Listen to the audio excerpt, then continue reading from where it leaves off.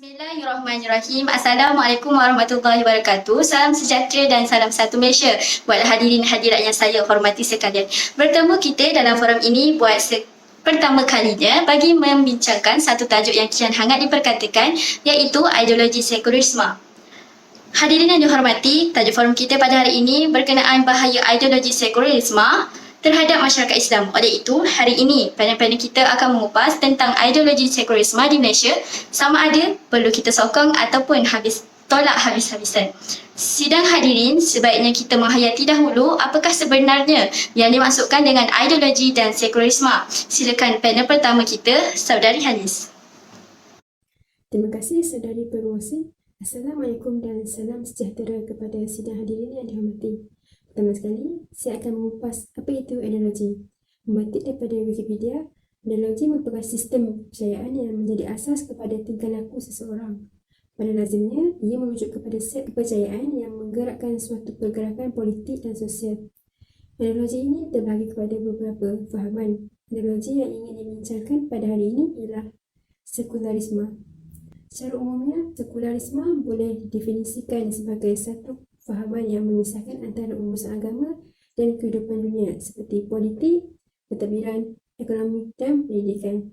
Dengan kata lain, fahaman sekular ini ialah fahaman keduniaan semata-mata dan tidak berkait dengan akhirat. Tegasnya, sekularisme adalah bahaya terbesar yang merosakkan akidah dan kita hendaklah memeranginya sehingga akar umbi. Sidang hadirin, demikian tadi penjelasan berkaitan takrif tentang ideologi dan sekulerisme. Seterusnya, saya mohon penjelasan daripada ahli panel kedua, iaitu Saudari Ain Zulaika tentang apakah realiti ideologi sekulerisme di Malaysia. Silakan Saudari. Baiklah, terima kasih Saudari Pengerusi Majlis. Untuk pengetahuan hadirin sekalian, bidang yang paling teruk menerima serangan ideologi sekularisasi adalah bidang pendidikan. Hal ini kerana bidang pendidikan merupakan nadi yang terpenting untuk mencorakkan haluan hidup seseorang individu. Stanford Raffles adalah pegawai Inggeris pada zaman dahulu yang telah menetapkan penggunaan tulisan Rumi menggantikan tulisan Jawi dalam usahanya untuk mengurangkan pengaruh agama Islam di kalangan orang Melayu pada zaman dahulu. Kini, terdapat pelbagai usaha yang telah dilakukan oleh musuh Islam dalam menjatuhkan negara-negara Islam. Sebagai contoh, dalam konteks negara kita Malaysia sendiri, telah wujud suatu Suruhanjaya Kebebasan Agama yang dicadangkan penubuhannya seperti sebuah badan berkanun yang mempunyai kuasa undang-undang untuk mengubah ajaran sesetengah agama di Malaysia sendiri. Terima kasih atas penjelasan daripada panel kedua kita. Hadirin yang dihormati, mesti anda tertanya-tanya apakah cara mengatasi serangan ideologi sekulerisme di Malaysia. Oleh itu, saya menjemput ahli panel ketiga kita, iaitu Syahidah Nadia. Silakan Saudari.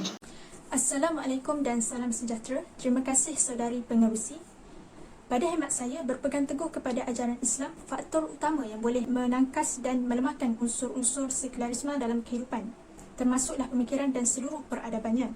Islam mempunyai satu sistem yang dapat memenuhi segala tuntutan kehidupan, baik pendidikan maupun pekerjaan. Ia menjamin hak pemerintah dan rakyat jelata seperti yang dilakukan di zaman Rasulullah SAW sewaktu mendirikan negara Islam yang pertama di dunia dan mengamalkan syariat Islam sepenuhnya. Selain itu, umat Islam perlulah mempunyai kepakaran dari pelbagai bidang, termasuklah menguasai kemajuan sains dan teknologi dan bukannya mengikut barat sahaja. Ia dapat mengelak dari penggunaan ilmu barat secara berterusan dan boleh memudaratkan jika peniruan atau pengambilannya secara membuta tuli tanpa bersandarkan kepada syariat Islam.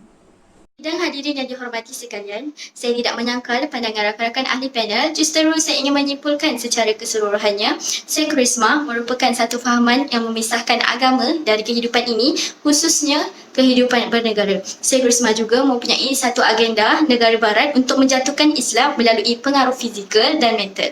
Akhir kata, menjadi tanggungjawab bagi setiap Muslim untuk berhati-hati daripada terjebak dengan isu sekulerisme di Malaysia. Sekarang kita berada di penghujung majlis. Saya mewakili semua ahli panel mengucapkan terima kasih kepada semua yang sudi menonton forum ini. Sekian, wabillahi taufiq wa hidayah. Wassalamualaikum warahmatullahi wabarakatuh. Salam sejahtera dan salam satu Malaysia.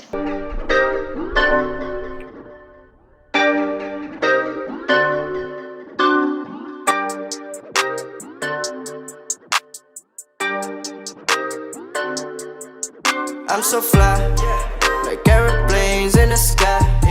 She looking bougie, so I gotta make her mine. Aku takkan putus asa, aku tak pernah buang masa.